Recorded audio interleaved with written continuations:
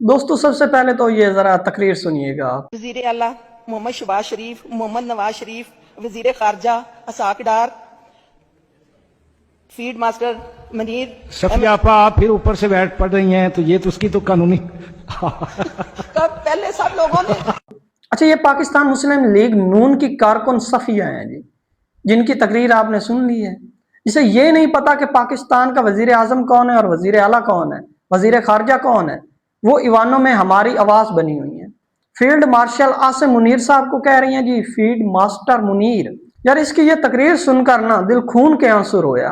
कैसे पढ़े लिखे लोग हम पर मुसल्लत कर दिए गए हैं, जो ईवानों में बैठकर हमारे लिए कानून बनाते हैं, कानून साजी करते हैं, हमारी आवाज बनते हैं, हमारे मसाइल देखते हैं।